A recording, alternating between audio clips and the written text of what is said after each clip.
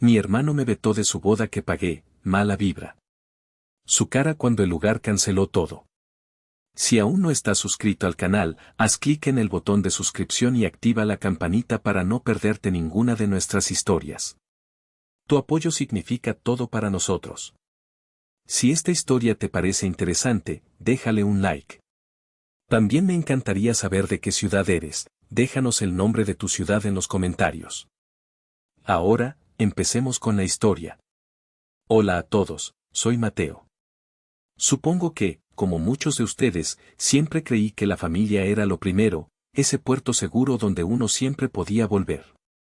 En la mía, siempre me tocó ser el responsable, el hermano mayor que resolvía los problemas, el que sacaba las castañas del fuego, especialmente desde que mi empresa de software empezó a dar buenos frutos. No es que sea millonario, pero vivo bien, con discreción, sin los lujos ostentosos que a otros les encantan. Mi hermano Daniel, bueno, él siempre fue el otro lado de la moneda, el carismático, el encantador, el que se llevaba las sonrisas fáciles. Quizás por esa dinámica tan marcada, por esa costumbre de ser el proveedor silencioso, terminé metido en el lío de pagar su boda, o al menos, la mayor parte de ella. Todo comenzó hace cosa de un año, cuando Daniel, con esa sonrisa que desarma a cualquiera, nos anunció en una cena familiar que le había propuesto matrimonio a Sofía. Hubo alegría, abrazos, felicitaciones. Sofía. Sofía era, y es, una mujer despampanante, de esas que parecen salidas de una revista. Impecable siempre, con una conversación que giraba en torno a marcas de lujo, viajes exóticos y su círculo social exclusivo. Pronto noté, sin embargo, una mirada calculadora en sus ojos verdes, una forma sutil de evaluar todo y a todos a su alrededor. La familia de ella, los señores de Alba, eran un calco, pura apariencia, presumiendo una alcurnia que, según me enteré después por mi prima Laura, estaba más construida que heredada. Recuerdo un domingo, poco después del anuncio. Invité a Daniel y a Sofía a comer a un restaurante bastante bueno en La Condesa, un lugar con excelente cocina de autor, pero quizás no con la parafernalia que Sofía esperaba. Ella apenas probó bocado, hizo algunas muecas casi imperceptibles y en un momento, con una sonrisita forzada, le dijo a Daniel: «Ay, Dani, amor, ¿te acuerdas de aquel restaurante increíble en Polanco al que fuimos con mis papás? Eso sí es una experiencia culinaria, cielo». Daniel solo se rió, un poco nervioso, como quitándole importancia. Yo me sentí, no sé, como un intruso, como si mi elección hubiera sido inadecuada, vulgar. Un bicho raro en mi propia invitación. La bomba financiera no tardó en llegar. Otra cena familiar, esta vez en casa de mis padres. Sofía no paraba de hablar de la boda de sus sueños, describiendo con lujo de detalles un evento digno de la realeza, mencionando lugares carísimos, flores importadas y diseñadores exclusivos. Cada descripción iba acompañada de un suspiro y una mirada lánguida a Daniel, quien asentía embelesado. Entonces, mi madre, Elena, con esa habilidad tan suya para la indirecta directa, carraspeó y dijo: «Ay, Mateo, hijito, tú que eres tan exitoso ahora, y que quieres tanto a tu hermanito. ¿No podrías ayudarles a cumplir ese sueño tan hermoso? Sería el regalo de bodas perfecto, ¿no crees?». El silencio se hizo denso. Daniel y Sofía me miraron con una expresión de falsa modestia y esperanza ensayada. Me sentí acorralado. Por un lado, la presión familiar, por el otro, un deseo genuino, aunque quizás ingenuo, de ver feliz a mi hermano y, para qué negarlo, de quitarme de encima el foco de atención. Así que acepté. Dije que cubriría el costo del alquiler del lugar de eventos El Ensueño, que Sofía había mencionado como su favorito absoluto, y también el banquete. Era, básicamente, el 80% del costo total de la boda. Mi padre, Ricardo, solo tosió discretamente y desvió la mirada hacia el jardín, una señal que con el tiempo aprendería a interpretar como su desacuerdo silencioso. Pocos días después, me reuní con don Javier, el dueño de El Ensueño. Un hombre de negocios de la vieja escuela, de esos que te miran a los ojos y cuya palabra vale. Revisamos los paquetes, las opciones. Sofía había insistido en el paquete más completo, por supuesto.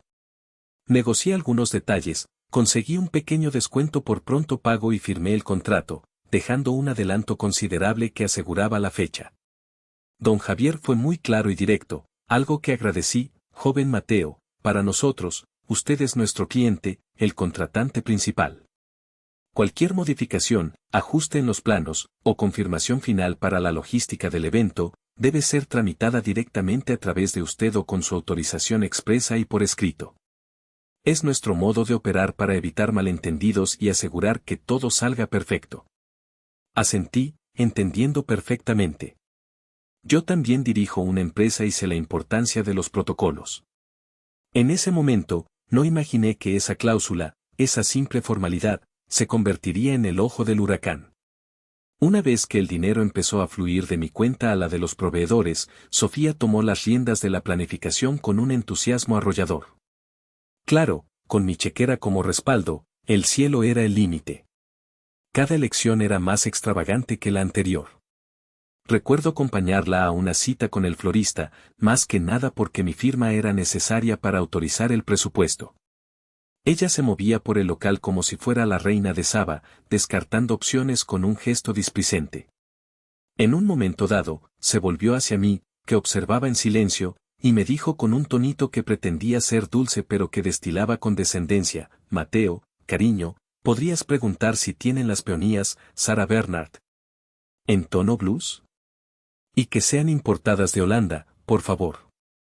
Las nacionales se ven tan comunes, ¿no crees?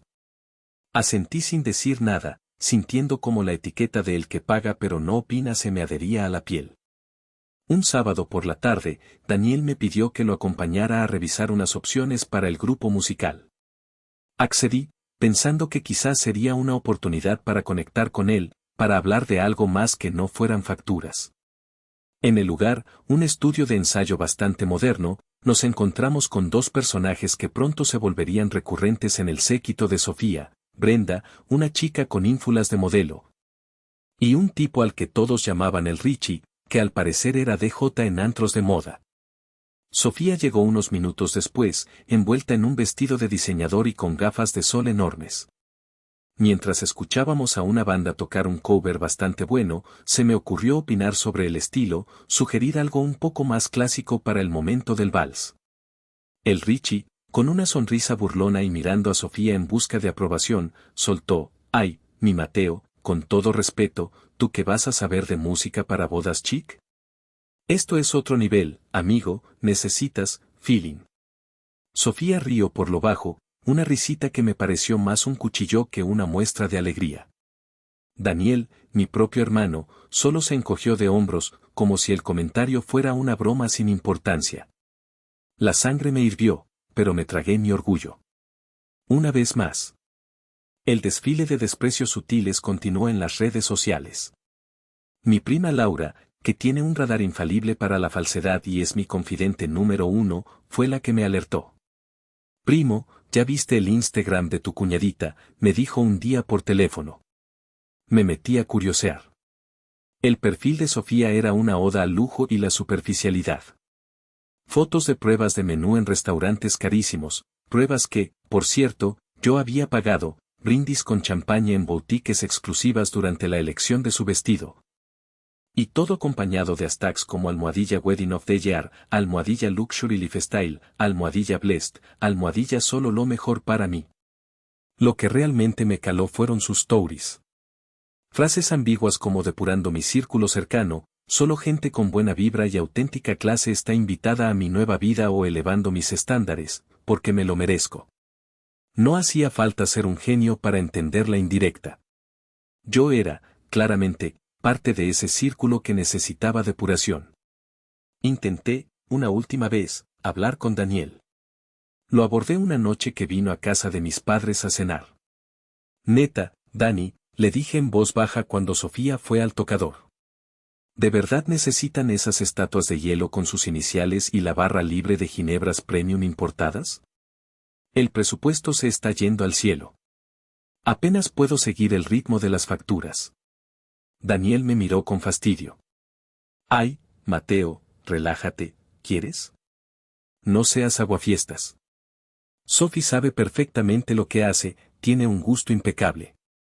Tú solo disfruta el hecho de que estás ayudando a crear algo verdaderamente mágico e inolvidable.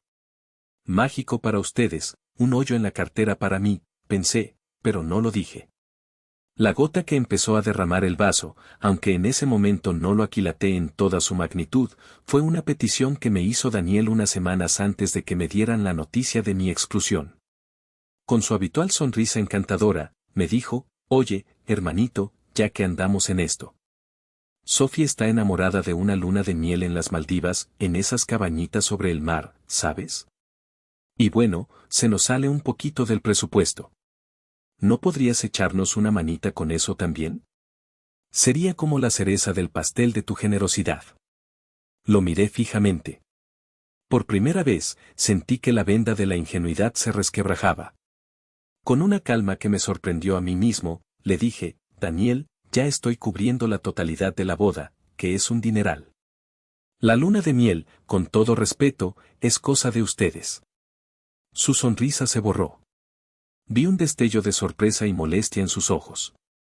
Bueno, como quieras, Mateo. No más decía. Se levantó y fue a buscar a Sofía. Ahora entiendo que ese no fue, para ellos, una señal. El cajero automático personal estaba empezando a tener voluntad propia. Y eso, para los planes de Sofía, era inaceptable. El golpe final, la humillación definitiva, no llegó de forma accidental ni sutil. Fue un movimiento fríamente calculado. Me enteré de que no estaba invitado a la boda de mi propio hermano, la boda que yo estaba financiando casi en su totalidad, a través de mi madre. Y no fue un se nos olvidó mandarte la invitación. Fue una llamada telefónica, un martes por la tarde. La voz de mi madre, Elena, sonaba extrañamente compungida, con un tono de falsa lástima que me revolvió el estómago. Mateo, hijito, tengo algo que decirte y no sé cómo. Es sobre la boda de Daniel y Sofía. Hizo una pausa dramática. Ellos, bueno, han tomado una decisión, un poco difícil, por el bien del ambiente del evento, ya sabes cómo es Sophie de perfeccionista. Han decidido que sea algo muy íntimo, muy seleccionado. Sentí un escalofrío recorrer mi espalda. ¿A qué te refieres con íntimo, mamá? ¿Qué decisión? Ella suspiró. Pues, que han decidido que tú no, bueno, que tu presencia podría no ser la más adecuada para el tipo de invitados que tendrán. Exigí hablar con Daniel inmediatamente. La reunión fue en una cafetería de esas modernas y minimalistas que tanto le gustaban a Sofía. Ella llegó con Daniel tomado del brazo, ambos vestidos como para una sesión de fotos. Sofía, como siempre, tomó la palabra, su voz tan suave como el acero frío. Mateo, qué bueno que pudiste venir. Queríamos hablar contigo en persona porque, bueno, valoramos tu contribución. Hizo una pausa, saboreando la palabra. Seamos completamente honestos, ¿quieres? Tu estilo de vida, tus intereses, no realmente, no encajan con el tipo de evento que estamos planeando. Esta va a ser una boda de muy alto perfil, Mateo. Nuestros invitados son gente muy particular, muy seleccionada. Y, francamente, tu presencia podría resultar un poco incómoda. Para ti y para ellos. La miré, incrédulo. Esperé que Daniel dijera algo, que la contradijera, que me defendiera. Pero él solo miraba su taza de café, como si fuera lo más interesante del mundo. Finalmente, levantó la vista, pero no hacia mí, sino hacia un punto vago sobre mi hombro.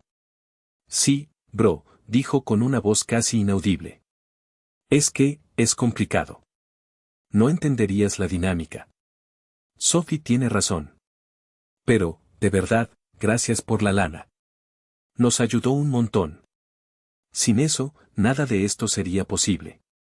La palabra lana, usada con esa crudeza, con esa naturalidad después de semejante bofetada, me dolió casi más que la exclusión misma.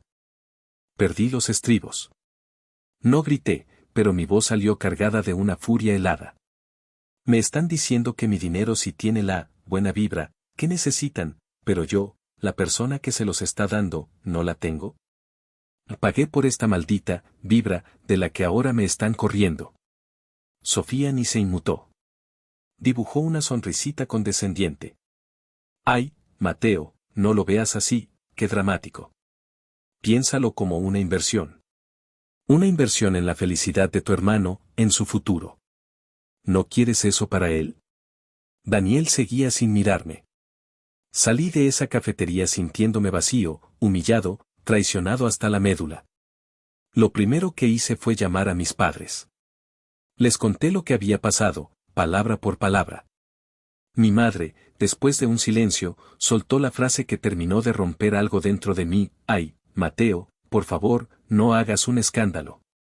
Ya pagaste la mayor parte, ¿qué más da ahora? Sé el adulto en esta situación, ¿quieres? Entiéndelos, están jóvenes, nerviosos por su boda. Ya luego, con más calma, hacemos una carnita asada aquí en la casa para celebrar contigo, algo más, a tu estilo. La rabia me ahogaba. ¿Mi estilo, mamá? ¿Una carnita asada de consolación por haberme echado de la boda que yo pagué? ¿De verdad no ves lo retorcido que es todo esto?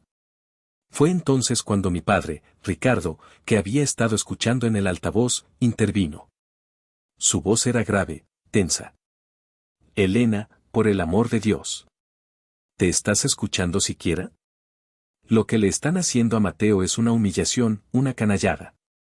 Mi madre empezó a discutir con él, diciendo que yo era un exagerado, que siempre hacía las cosas más grandes. Colgué el teléfono. No podía seguir escuchando. Esa noche no dormí. Daba vueltas en la cama, la conversación con Sofía y Daniel repitiéndose en mi cabeza como un disco rayado. La sensación de haber sido utilizado, de ser visto solo como una billetera con patas, era insoportable. En un momento de lucidez amarga, me levanté, fui a mi estudio y busqué el contrato que había firmado con don Javier en el ensueño.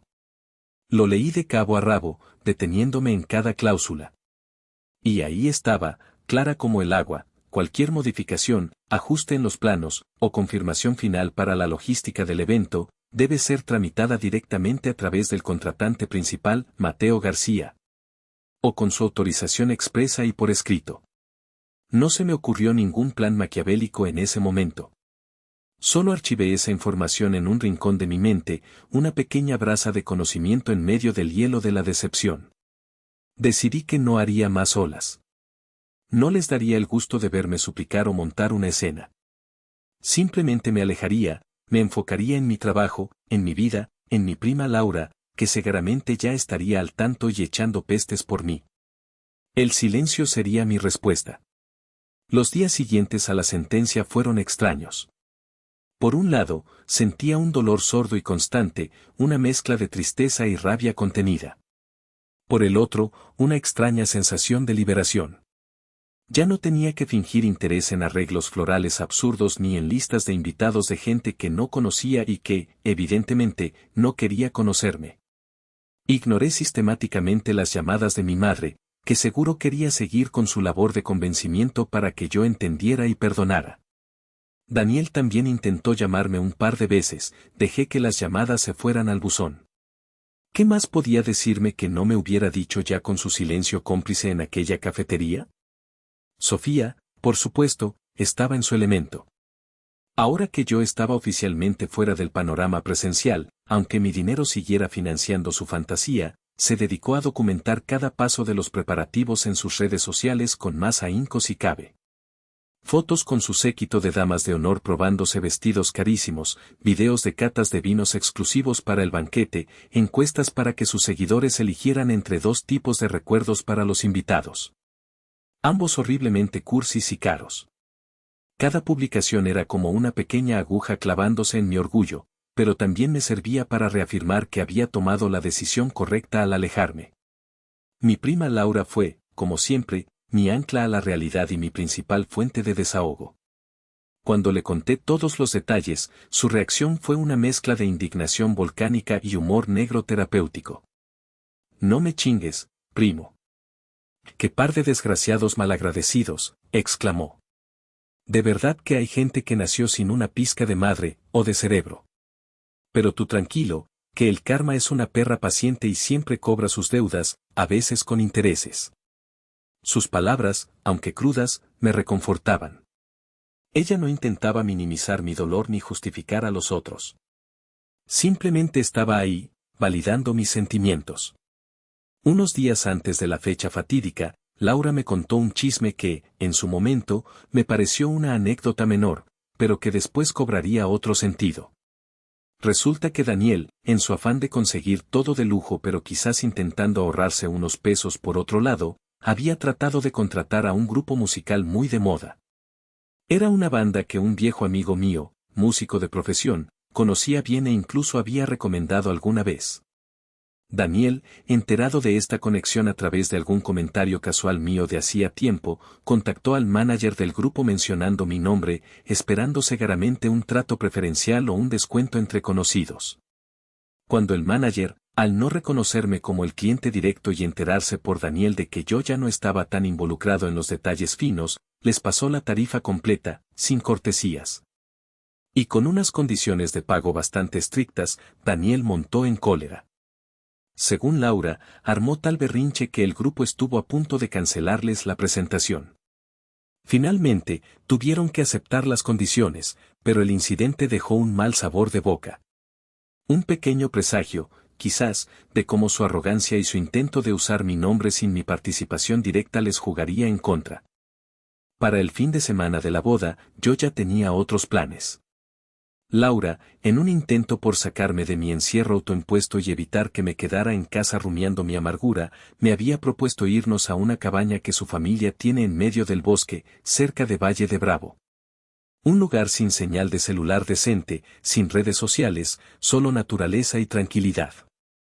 Necesitas desconectarte de esta telenovela barata de quinta, primo, me había dicho. Y tenía toda la razón. Acepté sin dudarlo. La idea de estar lo más lejos posible de la farsa nupcial de mi hermano me resultaba sumamente atractiva. Mientras tanto, en el ensueño, los preparativos seguían su curso. Lo que yo no sabía en ese momento era que la licenciada Morales, la eficiente y profesional asistente personal de don Javier, había estado intentando contactarme desde el jueves. Su misión era concretar una cita para el viernes por la mañana para realizar lo que ellos llamaban la revisión y firma de conformidad del montaje final y logística de accesos del contratante principal. Era un protocolo estándar para eventos de esa magnitud, una última verificación para asegurar que todo estuviera exactamente como el cliente lo había solicitado y para coordinar los detalles operativos del gran día. Dejó varios mensajes en mi buzón de voz, que yo, ya en camino a la cabaña con el celular en modo avión la mayor parte del tiempo para evitar tentaciones de revisar noticias, no escucharía hasta mucho, mucho después. El viernes por la tarde, mientras Laura y yo intentábamos encender una fogata con más humo que llamas en la terraza de la cabaña, decidí, en un raro momento de debilidad o quizás de masoquismo, encender mi celular solo un momentito para ver si había alguna noticia urgente del trabajo. Lo que encontré fue un tsunami de llamadas perdidas y mensajes de voz. La mayoría, de mi madre. El último mensaje era de hacía apenas unos minutos y su voz sonaba al borde de la histeria. Mateo, hijo, por el amor de Dios, contesta. Tienes que venir a El Ensueño, inmediatamente. Es una emergencia, una catástrofe. Daniel y Sofía están aquí desquiciados. Don Javier, el dueño, va a cancelar absolutamente todo. Dice que es tu culpa, que tú tenías que firmar unos papeles importantes hoy y no apareciste. Apenas tuve tiempo de procesar sus palabras cuando el teléfono volvió a sonar. Era Daniel. Su voz era un hilo, quebrada por el pánico. Mateo. Hermano, por favor, por lo que más quieras, ven rápido. Este señor don Javier se puso como loco, está hecho una furia. Dice que como no viniste a la junta de confirmación final de esta mañana, y porque Sofía quiso cambiar la decoración de la entrada principal y la posición del escenario del DJ. Y que además le gritó horrible a su asistente, una tal licenciada Morales, dice que sin tu firma y tu aprobación explícita de los planos finales de hoy, cancela todo por incumplimiento de contrato. Estuvimos marcándote como locos toda la mañana y no contestabas. Perdóname, hermano, fui un pendejo, un idiota. Sofía está que se muere, no para de llorar. Te juro que te compensaremos, te lo juro. De fondo, podía escuchar los gritos agudos de Sofía, aunque no distinguía las palabras, solo el tono de una rabieta monumental mezclada con desesperación. Por favor, Mateo, ven y arregla esto, suplicó Daniel. Sin ti, sin tu intervención, todo esto se va al carajo. La frase sin ti resonó en mis oídos con una ironía amarga. Miré a Laura, que había escuchado parte de la llamada con los ojos como platos. Una extraña calma, fría y lúcida, se apoderó de mí. Tengo que ir, le dije. ¿Estás loco, primo?, exclamó ella. Que se hundan en su propio cochinero. No, respondí. No voy por ellos. Voy por mí. Tengo un contrato firmado con ese lugar, y si se va a cancelar, quiero estar ahí para entender los términos y cerrar mi parte como se debe.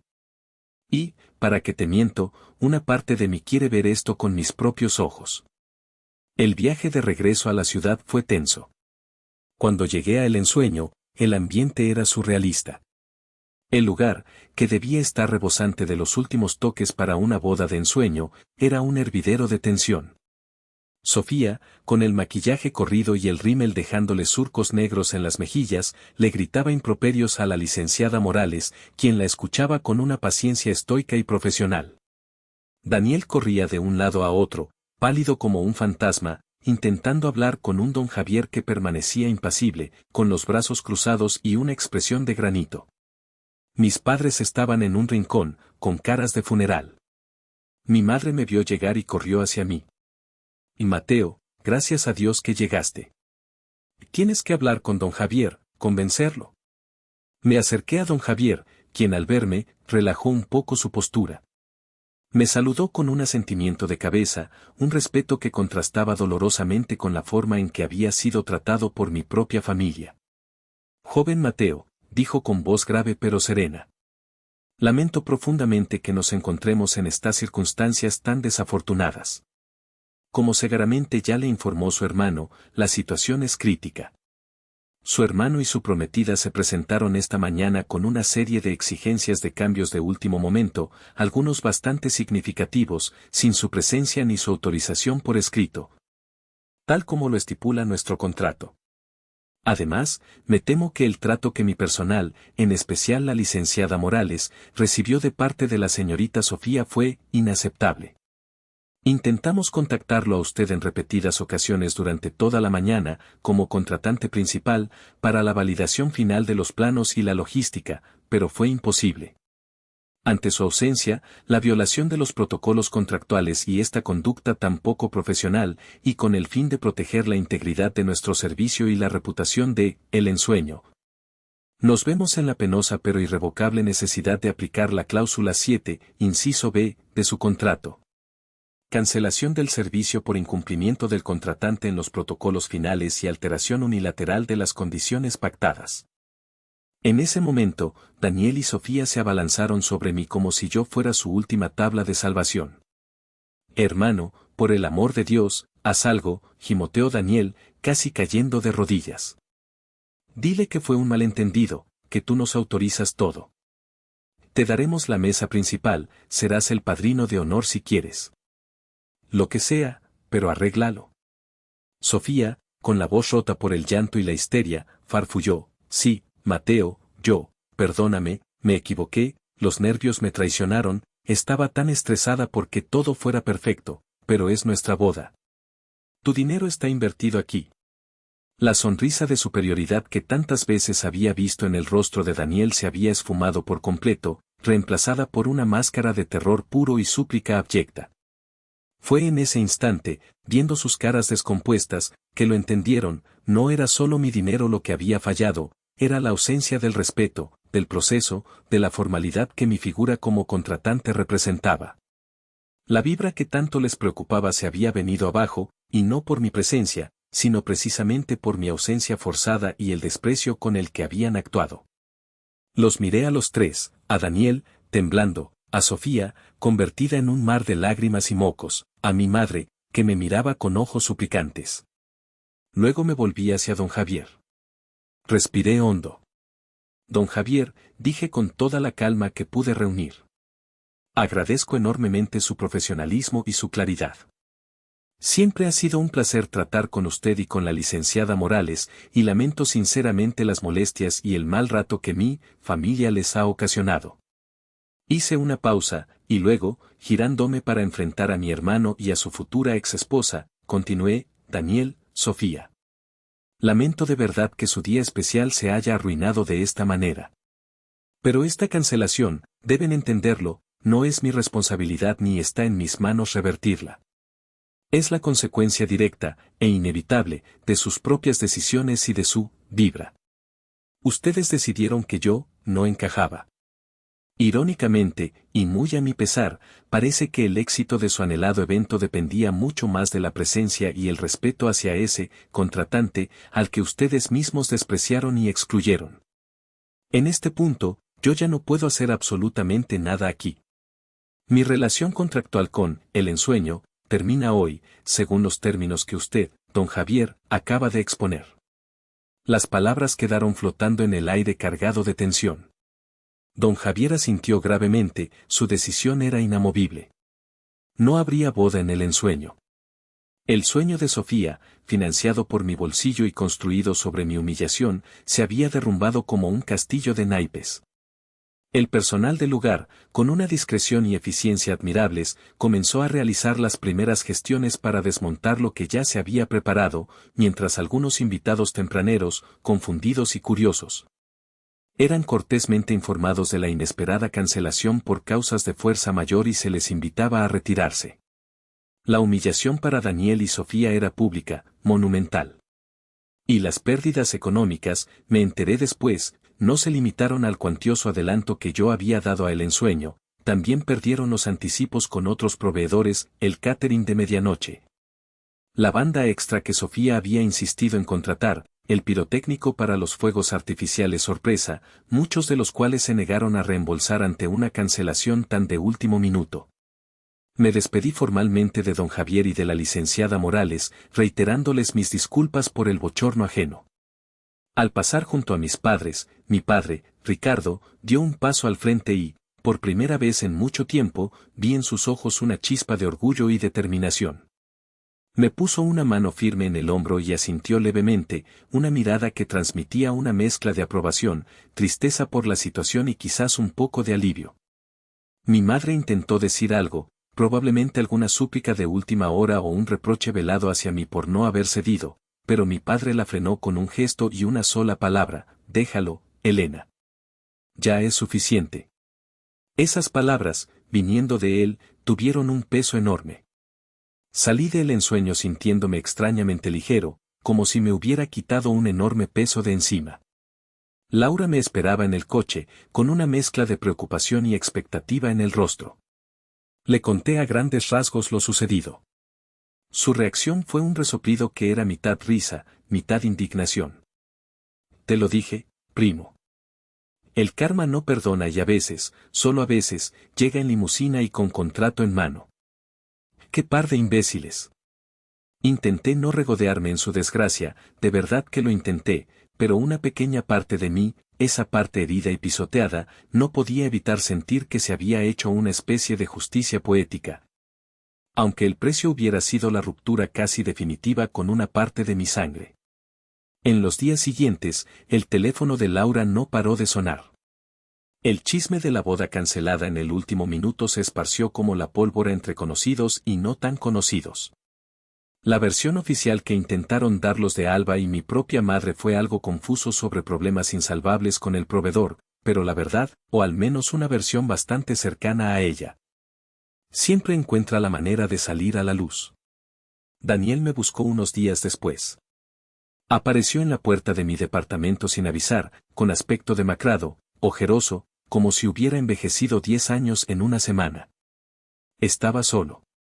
Se soltó llorando en cuanto abrí la puerta, pidiendo perdón una y otra vez. Fui un imbécil, Mateo, un completo pendejo, repetía entre sollozos. Me dejé llevar por Sofía, por sus ideas, por la presión de sus padres, por mi propia vanidad estúpida. Quería esa vida de revista, esa apariencia de éxito, y no me importó pisotearte a ti, a mi propio hermano, el que siempre ha estado ahí para mí. Perdí la cabeza, perdí el rumbo, y ahora lo perdí todo. Hay algo, cualquier cosa, que pueda hacer para que me perdones. Lo escuché en silencio, sin interrumpirlo. Su dolor parecía genuino, su arrepentimiento palpable. Pero la herida que me habían causado era demasiado profunda, demasiado reciente. Sofía, por su parte, tuvo una reacción muy diferente. Un par de días después del desastre, y tras un silencio sepulcral en sus redes, reapareció con una publicación críptica en Instagram. Una imagen de un paisaje idílico con una frase sobreimpresionada que decía algo así como, a veces. El universo nos pone obstáculos inesperados para redirigirnos hacia un camino mejor y protegernos de la gente envidiosa y las malas vibras. Ni una palabra de disculpa, ni un atisbo de autocrítica.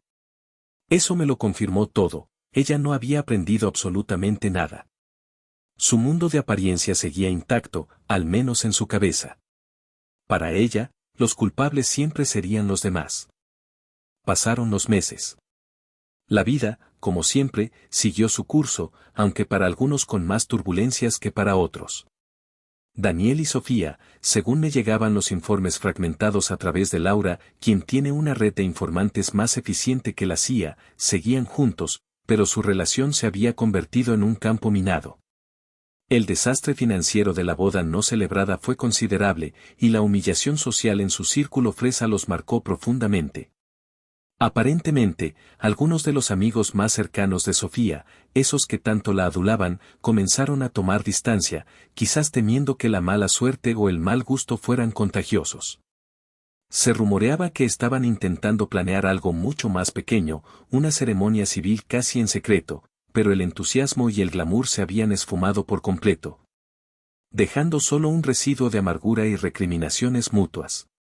La familia de Alba, por supuesto, culpaba enteramente a Daniel por el fiasco. En cuanto a mí, me sentía diferente. Más ligero, sí, pero también más fuerte, más consciente de mi propio valor. El viaje a la cabaña con Laura, a pesar de su abrupta interrupción, había sentado un precedente. Empecé a priorizar mi bienestar, a poner límites claros. Mi relación con mi padre dio un giro inesperado y positivo. Ricardo, como si se hubiera quitado un peso de encima al ver que yo era capaz de defenderme, comenzó a ser más comunicativo, a expresar sus opiniones en casa con una firmeza que yo no le conocía. Tuvimos conversaciones largas y profundas, de esas que sanan viejas heridas silenciosas. Con mi madre, la situación era más complicada. Elena seguía en su papel de pacificadora a ultranza, instándome cada 2 por 3 a perdonar y olvidar por el bien de la unidad familiar sagrada. Pero yo ya no era el mismo Mateo dócil de antes. Aprendí a decirle no, mamá, eso no es negociable para mí sin sentirme culpable. Nuestra relación se volvió más tensa, sí, pero también más honesta. Y mi lazo con Laura se fortaleció aún más, ella era la hermana que la vida me había regalado. Eventualmente, después de muchas negativas y largas semanas de silencio, accedí a hablar con Daniel en persona. Nos encontramos en un café neutral, lejos de los escenarios habituales de nuestra familia. Se veía diferente. Más delgado, con una sombra de tristeza permanente en los ojos. Parecía haber aterrizado de golpe en la realidad. Esta vez, su disculpa fue menos histriónica, más reflexiva. Habló de la presión asfixiante de Sofía y su familia, de su propia debilidad al dejarse seducir por un espejismo de estatus, de cómo la vergüenza de la boda cancelada lo había obligado a mirarse al espejo y no reconocer al hombre que veía. Parecía sincero, o al menos, desesperadamente necesitado de algún tipo de absolución. Así que, Reddit, o quien sea que escuche esto, esa fue la larga y enredada historia de cómo mi dinero era bienvenido con los brazos abiertos, pero mi persona fue desterrada por no dar el nivel. Hasta que la ausencia de mi firma y un contrato bien redactado hicieron que todo el teatro se viniera abajo. ¿Hay esperanza para mi hermano Daniel? Quiero creer que sí, que quizás este golpe brutal le sirva como una lección de humildad y de lo que verdaderamente importa. ¿Para Sofía? Honestamente, lo dudo mucho. Hay gente que está tan enamorada de su propia imagen que es incapaz de ver más allá. Yo, por mi parte, aprendí una lección invaluable, que la familia, incluso la más cercana, puede ser una fuente de toxicidad y que poner límites no es un acto de egoísmo, sino de supervivencia y amor propio. Descubrí que la vibra más importante, la única que realmente cuenta al final del día, es la de tu propia dignidad. No sé si llegaré a perdonar completamente a Daniel algún día, la confianza es un cristal muy frágil.